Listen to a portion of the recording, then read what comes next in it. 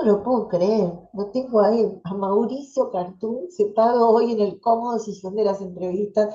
El corazón me hace así. Estoy con este grandioso representante de nuestro teatro argentino, no solo en Argentina, en el mundo entero. Mauricio, bienvenido a Poco Ruido y Muchas Nueces. Un lujo. No, al contrario, muchísimas gracias por esta comunicación.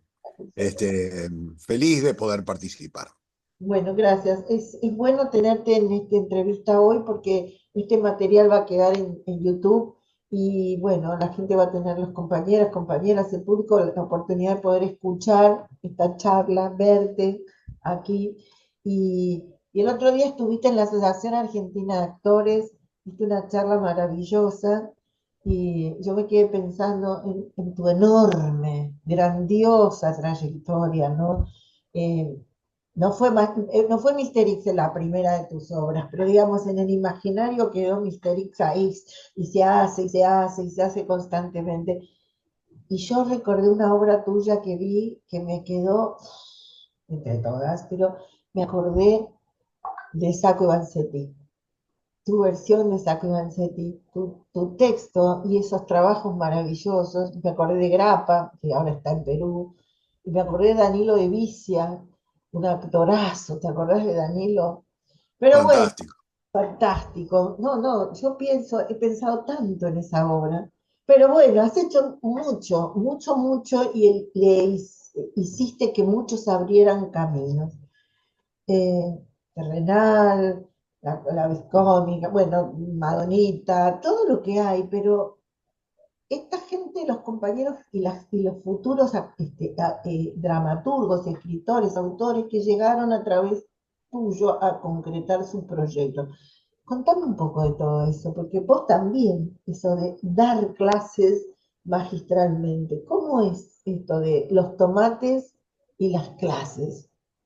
Mira, en principio, hay algo que a veces es difícil que lo entienda el que no está muy cerca del medio, y es que la profesión de la dramaturgia, o en todo caso, la dramaturgia como profesión, en términos económicos, es muy ingrata. Eh, Nosotros somos extraordinariamente privilegiados de vivir en un país que tiene la ley de derechos de autor, los autores cobramos nuestros derechos y tenemos una entidad encargada de recaudarlos, que es Argentores. Por lo tanto, tenemos privilegios que no tienen otros países, pero así todo. Si uno es un autor que estrena, como en mi caso, en el campo independiente, la verdad es que las posibilidades económicas son muy limitadas. Se abren un poco más en el campo comercial, pero el campo comercial no suele ser muy demandante de autores nacionales. Entonces, ¿a dónde van a parar los autores? Normalmente a la televisión. Hoy la televisión ni siquiera es un medio demasiado generoso. Bueno, puede ser que escriban alguna serie, pero en esta hipótesis, cuando yo tuve que entender, ver y entender por dónde iba a ir mi carrera, por dónde iba a ir mi camino, me di cuenta que si yo quería seguir el camino del teatro independiente, tenía que encontrar algo en los alrededores de eso que me permitiera sobrevivir para poder invertir en el teatro independiente. Y que en Claro. todo caso, creyendo en la hipótesis del rulo virtuoso, del círculo virtuoso, de aquello que se junta, me di cuenta que el camino estaba por las clases, que las clases de dramaturgia eran un medio de vida. Por un lado, legítimo, generoso, si trabajaba duro, pero por el otro lado también que era un medio que me permitía en su propio movimiento eh, pensar en las obras futuras. Es decir, mientras doy clase estoy alimentando también proyectos futuros. Y cuando escribo estoy alimentando también las clases que voy a dar. Yo voy a dar ahora, la semana que viene, en el Teatro Armenia, el 20, 21 y 22 de mayo voy a dar un seminario. Y una sala nueva, ¿no? Muy hermosa la Armenia, y en Armenia 1366, que si se quieren inscribir a Exactamente. tomar las clases con vos, digámoslo, ¿cómo sería? Que- Bueno, como se hace ahora siempre, están las plataformas en las que uno encuentra la información, en este caso Alternativa Teatral. Ahí están Entrás en las... Alternativa Teatral y pones Cartoon y te van a salir las actividades, entre ellas este seminario. Sí, Eh, pero naturalmente yo tengo que prepararlo y a ese seminario van a parar experiencias cercanas de la escritura y la dirección. Y doy ese seminario y en ese seminario seguramente encontraré nueva teoría que voy a aplicar a la hora de escribir. Lo extraordinario del teatro, cuando uno lo toma en su carácter experimental, es que uno todos los días, o en un ensayo, o en una clase, entendés algo nuevo, aprendés algo nuevo, vislumbrás algo nuevo. Eso le da una especie de carácter precioso a la actividad teatral. No se cierra en fórmulas, al contrario, para que una obra de teatro tenga alguna trascendencia, tiene que tener cierta originalidad, y esta originalidad viene de la experimentación. Así que, bueno, ahí armé un círculo virtuoso. Dar clases, por el otro lado, la felicidad de sentir que lo que uno enseña le sirve a otro, que otro puede trascender, en el sentido más banal, más básico del trascender. Trascender como palabra significa ir más allá de sí, trascender, ir más allá del ser. A alguien le permite ir más allá de su ser. De pronto un alumno escribe una obra, se gana un premio, la montan, viaja a Europa y yo la sensación es, bueno, algo de esa energía nació en la semilla de estas clases. Es muy agradecido el trabajo de docencia. Así que, a ver, a veces me dicen, bueno, pero ¿por qué ahora no te dedicas más exclusivamente a escribir? Porque en realidad tengo un rulo virtuoso. Yo necesito dar clases para escribir y necesito escribir para dar clases. y eso apareció en tu vida en algún momento, porque vos ya escribías, pero encontraste que era esto que dijiste, ¿no? También un medio de vida importante para poder subsistir, porque el tema del teatro, y mucho más en este momento con todo lo que nos toca transitar, se hace muy complicado. Ahí está lo que vos decías el otro día y a mí me encantó, ¿no? Lo que es la vida, lo que es la presencia, lo que es la virtualidad y el teatro, que siempre va a existir. Y me quedé mucho con esto de cómo nos cambiaron el juego, ¿no? De que la comida ya no llega como llegaba, pero nosotros seguimos insistiendo en hacer teatro para seguir alimentando el alma. Sí, lo que decía el otro día en esa charla, a la que me invitaron muy afectuosamente los compañeros de la Asociación de Actores y Actrices, es que justamente eh, hay algo del teatro que no caduca. Hay algo, por ejemplo, donde uno ve la seguidilla de caducidades en los soportes virtuales, en los soportes tecnológicos. Y sin embargo, el teatro sigue allí sosteniendo algo que tiene como una especie de condición de eternidad. Mientras exista el cuerpo y veamos la diferencia, seamos capaces de ver la diferencia entre lo virtual y lo real, el cuerpo seguirá siendo un lugar de experimentación y de sorpresa.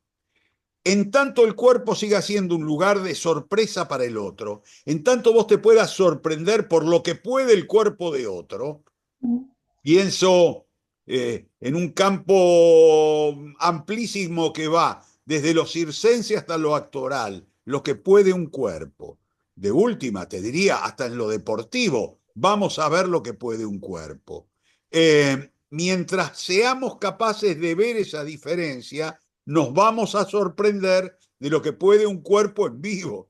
Entonces, mientras eso siga, el teatro seguirá siendo un arte emblemático. Yo creo que no hay nada más vigente hoy que el teatro, justamente porque lo que está mostrando es el poderío extraordinario de un soporte que es el único que se mantiene en pie cuando todos caen uno atrás de otro.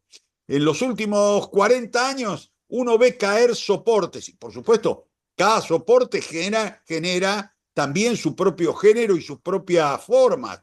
Caen, caen, caen, caen. El teatro sigue allí.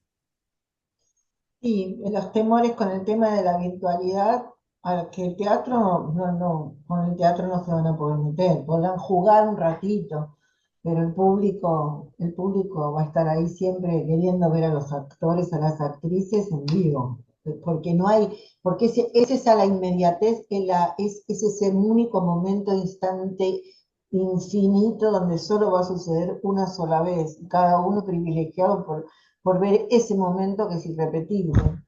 Sí, exactamente. Así es. Y además esa sensación de lo están haciendo para mí. Ellos están trabajando para mí. Yo estoy aquí y ellos, esa función es una función en la que si hay 50 espectadores, yo soy una cincuentava parte de la energía que ellos están poniendo. Eh, Eso por un lado y por el otro, insisto, la sorpresa. Mostrar continuamente eh, efectos sorprendentes. Mostrar cómo con tan pocos elementos el teatro es capaz de conmover, es capaz de transmitir una idea, es capaz de divertir, es capaz de excitar, es capaz de hacer un montón de cosas sin salir de ese pequeño cuadradito en el que vive hace 24 siglos. Me escuchabas me escuchaba hablar del rulo virtuoso, cómo tus alumnos y tus clases se retroalimentan, ¿no?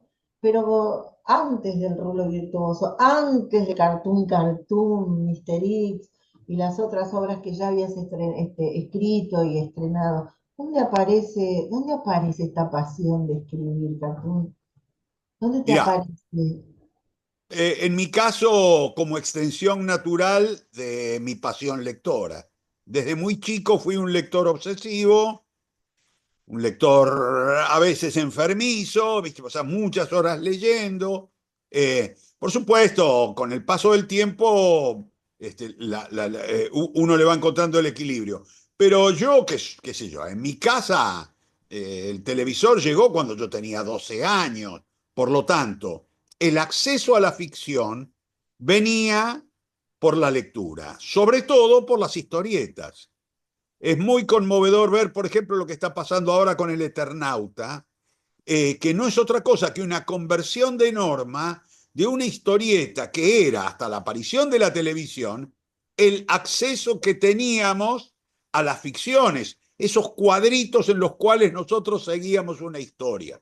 Eh, yo empecé con pasión lectora, que iba desde la historieta a libros al libro que me cayese en las manos.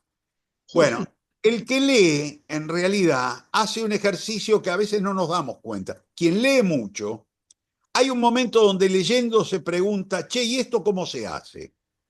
Es como, no sé, vos vas en un coche y te llevan y vas y no sabes manejar. Pero hay un momento que empezás a mirar al que maneja y decir, a ver, ¿cómo lo hace? ¿Cómo es? Es muy cómodo ir en el coche, pero hay alguien que está haciendo algo que yo podría hacer. Yo podría viajar si supiese hacer lo que sabe hacer ese hombre al volante. De la misma manera, cuando lees, empezás a mirar al que maneja. ¿Cómo lo hace? A ver, ¿cómo dobla? ¿Por qué hace esto? Eh, y hay un momento en el que probás. La enorme mayoría de los que leen y escriben se quedan en la frustración de los primeros intentos, porque lo prueban y es como cuando querés manejar y el coche trastabilla, no anda, se frena, tenés miedo, no, dejate de joder, que venga alguien y maneje otro. Claro, más Eh, es más fácil. Uno se va quedando atrapado en la escritura también de la sensación de imposibilidad. No, yo no puedo. Si tenés persistencia y algún marco que te ayuda, normalmente lo que sucede es que de ese primer material, que es un material normalmente fallido, poco feliz, con muchos errores, podés avanzar por corrección, por reescritura, hacia materiales que te gustan más. Así empecé yo. Tuve Sí, una suerte extraordinaria. tenías un cóctel de información maravilloso donde tu imaginación volaba desde que eras así Sí, de chiquitito. Eso no le pasa a todo el mundo. Nadie, no bueno, todos los chicos sí, ahora están incentivados para eso. bueno, el que lee amplía muchísimo el campo imaginario. Sí. El que lee ficción amplía muchísimo el campo imaginario. ¿Por qué? Porque te obliga, a ver, el otro día leía algo que decía Saer sobre el escritor Saer, sobre el relato, y él decía, un buen relato es aquel que es capaz de forjar con el lector un nuevo pacto simbólico. Cuando yo leí por primera vez El Eternauta, yo tuve que forjar un pacto simbólico en el que tuve que aceptar la existencia de esos seres que llegaban, etcétera, etcétera, etcétera. Ahí es donde se amplía el campo. Cuando uno lee mucho, tiene un campo amplio. En mi caso, la suerte vino de, a los 20 años presenté un cuento a un concurso y lo gané. Y ¿Cómo eso fue, se llamaba el cuento? ¿Te acordás? Sí. no, Ah, no, bueno, me acuerdo cómo se llamaba el cuento. El premio era el premio Diálogo que lo entregaba una revista que se llamaba Hoy en la Cultura. Es un sí. cuento que quedó allí, yo no volví a presentar. Ahora acabo de presentar un libro de cuentos, pero ni se me hubiera cruzado por la cabeza recuperar ese, que además era un cuento de los 20 años, un cuento primitivo, escrito muy a la manera de Abelardo Castillo, por ejemplo. Eh, pero gané el concurso y eso me ubicó, eso me dijo, es para ahí, dale para ese lado. Ahí hay algo que estás haciendo bien. Es tan importante eso. Digo, cuando uno piensa, por ejemplo, en el fenómeno colectivista de la cultura, una cultura donde hay un colectivo, donde hay, por ejemplo, una revista que es capaz de decir, che, vamos a poner un premio para que los nuevos autores estén estimulados, para que presenten, los vamos a publicar. Yo miro para atrás y lo que me doy cuenta es el gran escalón, el más alto, fue el primero. Después los escalones fueron más chiquitos, fueron más bajos, quizá más largos en algún momento. Pero ese escalón, que es muy, muy grande, que es saltar de ser un pibe de 20 años que escribe un cuento a ser un autor publicado y premiado, es extraordinario. Extraordinario. Entonces, yo creo mucho en la energía colectiva, en la energía mutual de la cultura. Me parece que hay algo en eso que es nada, que es salvador para mucha gente. Yo lo pude disfrutar desde muy joven y eso de alguna manera definió mi camino como creador. Sí, trabajás constantemente en comunidad, porque trabajás y te retroalimentás con las clases, trabajás con los elencos, trabajás adaptando textos, como yo digo, peinando textos. Por ejemplo, Olvídate del matadero, es un texto donde vos pusiste la mano, que bien Claudio lo había escrito, pero vos metiste, armaste, reorganizaste, trabajás en equipo, estás presente, tu trabajo en Teporí, que es un trabajo amoroso, constante y presente, ¿no? No hay Sí, otra manera. y efectivamente, digo, tomaste la esencia de lo que yo estaba diciendo, que es el concepto de lo colectivo, poder sentirse parte de un grupo es, además, hasta especulativamente positivo, porque uno toma la energía del grupo, uno toma la energía mutual, lo mutuo, lo que se hace en compañía.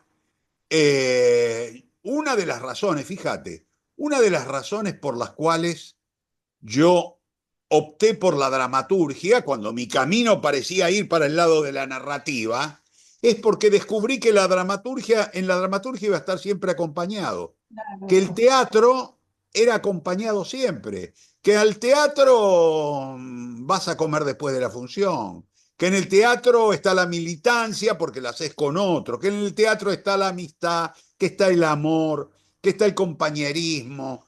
El eh, asado, el vinito, absolutamente. está todo ahí. Entonces, claro, Una familia. comparalo con la narrativa que es solitaria y vos decís, toda la vida teatro, digo, toda la vida teatro. Yo creo que yo llegué a la narrativa ahora últimamente, publiqué una novela, ahora esta semana acabo de publicar mi libro de cuentos, pero la verdad es que llegué, yo siempre digo, yo no hubiese llegado a la narrativa, no hubiese vuelto a la narrativa si no hubiésemos tenido la tragedia de la pandemia, porque volví por estar encerrado y por la sensación de no puedo escribir teatro, voy a escribir otra cosa. Bueno, armé un corpus de material en ese momento que es el que estoy publicando y no sé si me dará para seguir escribiendo mucho más narrativa. Si tengo que elegir, voy a inevitablemente escribir teatro. Teatro. Bueno, pero en el medio de la pandemia metiste la mano en lo del matadero, así que eso también fue, Sí, ¿no? Porque exactamente. Bueno, eso ese es otro trabajo muy, muy gozoso, lo que es el gozaste. trabajo de la supervisión. El trabajo de supervisar. El trabajo de supervisar es como una especie de presencia crítica, una presencia que ayuda desde el costado. No está adentro, está siempre en el costado, está mirando y está orientando. Es un trabajo que yo he hecho mucho en mis talleres y que, por supuesto, disfruto mucho de hacer. Ahora, por ejemplo, lo hago cada tanto con amigos, o con profesionales que me contratan para hacerlo. Digamos, ahora elijo, digo, solamente lo hago con algún material, me tiene que gustar mucho el material para hacerlo. He hecho de todo, por supuesto, he hecho supervisiones de materiales que se iniciaban. Ahora ya estoy con una cosa más selectiva, pero cuando lo hago lo disfruto mucho. ¿Cuál es tu relación con la música? Te pregunto esto porque yo cada vez que veo una obra tuya o veo autores que han estudiado con vos, siento que hay música. Por ejemplo, ay, Terrenal. Terrenal tiene música. En el juego de que utilizas en las palabras, de cómo las vas poniendo, ahí hay una partitura. Y Mirá, veo en autores que hay algunos autores que a veces van y te copian un poquito. No voy a decir mirá, hay un fenómeno que es durante 2300 años, el teatro estuvo muy cerca de lo lírico, de lo poético. De hecho, yo te diría, si vos tomás el teatro hace 150 años atrás, 250 años atrás, lo que vas a encontrar es teatro en verso. ¿Por qué el verso? Porque el verso es una forma musical que le da una curiosa belleza y sorpresa al texto, porque además de disfrutarlo en lo dramático, lo disfrutás en lo lírico, en lo poético y en lo musical, naturalmente. claro. Hoy yo he escrito obras en verso, mi obra El Niño Argentino es una obra en verso, pero si no, en mis obras, aunque no haya verso, sí hay métrica y musicalidad. No es algo premeditado, en realidad es un trabajo de oreja, es cómo me suena. Hasta que no me suena bien, yo soy capaz a veces de buscar durante días y días una palabra porque la que está no me termina de convencer cómo suena. Y hasta que la encuentro. Y si no la encuentro, soy capaz de sacar el parlamento. ¿Por qué? Porque yo creo que luego al espectador le pasa esto que estás diciendo vos, que es que el espectador también percibe que el material tiene una musicalidad propia. Sí, totalmente.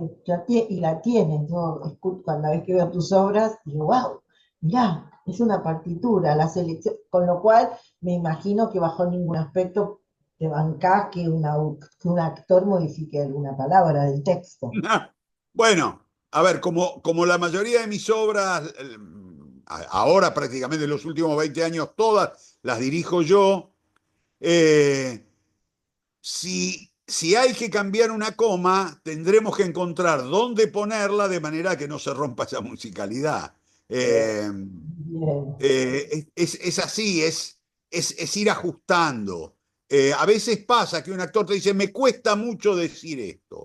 Bueno, Mm, a ver, probemos cómo acercarnos para encontrar cómo decirlo. Pero cuando no aparece, si el actor no puede acercarse al texto, no hay nada malo en que el texto se acerque al actor. Sí lo habría si vos te pones a ablandar todo, es como decir, voy a escribir un texto que esté a la medida perfecta de la boca de ese actor. Pero eh, resignando y negociando se encuentra. bueno, es así. Tus textos son maravillosos. ¿El nombre del libro que acabas de publicar, cómo es? ¿Cuál es? El libro se llama Dolores 10 minutos y otros relatos. Eh, Son 15 cuentos cuyo, si yo tuviese que pensar en la energía que lo movió, tanto en su escritura como en su corrección, predomina el humor, predomina el divertir. Ayer daba una charla en la Escuela de Espectadores de Jorge Dubati y explicaba esto de, a veces se pierde de vista que divertir que para nosotros, que suele ser una palabra con mala prensa, porque es como, y lo divertido parece menor. Y yo decía, basta rascar un cacho en la raíz de la palabra, divertir, que es vertir por otro lado, para entender cuál es el fenómeno de la diversión. El fenómeno de la diversión es, nuestra vida va por un cauce único, mecánico, organizado en horarios, conceptos, leyes, éticas, costumbres, folclore, etcétera, etcétera. Vos te levantás a la mañana. Si vos te subís al río de la costumbre, el río de la costumbre te lleva durante todo el día. Marcel Proust decía que el arte rompe el cristal de la costumbre. Sí, Lo que nosotros hacemos cuando divertimos es romper el cristal de la costumbre, es sacarte del río de la costumbre y mandarte por un arroyito del costado en el que empezás a ver un paisaje que no veías durante el día. Cuando vos largás la carcajada, es porque estás frente a un nuevo paisaje extravagante, increíble pero verosímil, eh, sorpresivo por las cosas que ha juntado y coinciden. Y en ese momento tu cabeza larga la risa y la risa te pone en un estado muy particular. La risa es una fiesta que nos damos a nosotros mismos. sí. Jodemos, nos reímos. Yo ayer decía esto, yo voy a reuniones donde haya amigos con los que me pueda reír. Si no, prefiero la reunión de consorcio. Eh, Digo, para reunión, para ir serio, para ir careta a una reunión. Yo siempre digo, una fiesta es el lugar donde uno puede emborracharse a conciencia de que habrá alguien que te levante y te siente en una silla. Eh, Esos son si los no, no amigos. hay fiesta, si no es reunión, digo, si no es un evento, que no es nada ¿Vos eso. sentís que hay humor? Divertirse, ¿No nos hemos perdido un poco con tanta pálida que venimos sí, atravesando? ¿No? sí, sí, efectivamente, hay una pérdida. Fíjate que, de hecho, por ejemplo, en el folclore popular, eh, Buenos Aires fue extraordinariamente más fiestero, digamos, no había, se festejaban los nacimientos, se festejaban los bautismos, se festejaban los cumpleaños, se festejaban los compromisos, se festejaban los casamientos. O sea, había algo del festejo que estaba, digo, continuamente se buscaba. ¿Cuál es la excusa? Para festejar, porque la verdad, no es que porque llegó la fecha Ay, vamos a hacer la fiesta. no. Hacemos la fiesta porque llegó la fecha. Nosotros lo que queremos es la fiesta. Entonces, la fiesta se hace porque hay una razón. Se han ido perdiendo, efectivamente. Por lo tanto, se pierden lugares donde reír, donde divertirse. Este libro quiere ser eso. Este libro quiere ser una especie de pequeña fiesta literaria en la que puedas entrar y reírte solo, que a veces es algo difícil. Es tan lindo. Repetime el nombre del libro. Dolores. Dolores 10 minutos. Se llama Dolores, la gente siempre se puede, dice, qué nombre tan raro, Dolores 10 minutos. En realidad es el grito que pegaban los choferes de micro, de los micros lecheros, esos micros que iban parando Adorable. por todos los... Cuando llegaban a un pueblo gritaban, Chascomú 10 minutos. En este caso es Esperaba. Dolores 10 minutos. No te Es la quedes historia, abajo. es una historia de amor que transcurre en los 10 minutos que un chofer de un micro tiene con una moza, una mesera del parador donde se va. Qué, qué bárbaro. Bueno, me quedé sin tiempo porque esta es la radio y la radio yo seguiría hablando con vos un montonazo, que me quedan preguntas, cantidad de preguntas me quedan. Eh, ¿Estrenás pronto qué? ¿Estrenás pronto algo? ¿Vas a reponer Sí, Terrenal o no? no, bueno, con Terrenal estamos allí, siempre Volver. está como una alternativa. No, tengo en cartel La Viscómica en el Aquí, Centro Cultural de la divina. Cooperación, en Sí, 19:30, sigue ahí, es una especie de tanquecito, están la muy felices Madonita. porque los actores cada vez están mejor, estamos en sexta temporada y le ponen una energía y unas ganas fantásticas, la verdad es un espectáculo que sigue creciendo y creciendo y creciendo. Luego... En septiembre, creo que el 7 de septiembre, estreno en la Sala Sarmiento del Complejo Teatral de la Ciudad de Buenos Aires un espectáculo nuevo que se llama Baco Polaco, un elenco precioso de actores y actrices, todos ellos egresados de la Escuela de Arte Dramático de la Ciudad de Buenos Aires. Armé como una especie de filtro. Por un lado, me pareció que era un gesto pertinente a la educación pública y por el otro lado sabía que iba a encontrar ahí actores muy dispuestos a hacer este trabajo de experimentación. Grandioso, es una grandiosa oportunidad para ellos además. Imagínate, empezar a salir del y entrar a un teatro de la mano tuya con un texto tuyo y tu dirección. Bueno, estaremos viendo la Viscómica, estaremos viendo tu estreno en septiembre, estaremos allí disfrutando nuevamente la Madonita y Teporí y todas las maravillas. Y Dolores 10 minutos, eso ya, hay que ir a comprarlo y poderse reír mucho. Qué buena falta nos hace, qué bien que lo tenemos merecido. Mauricio Cartún, muchísimas gracias por haber estado aquí en Poco. Al contrario, gracias y nos seguimos viendo. Nos seguimos viendo, claro que sí. Mauricio Cartún, acá en Poco Ruido, muchas gracias. ¿Qué tal? ¿Qué lujos que me doy?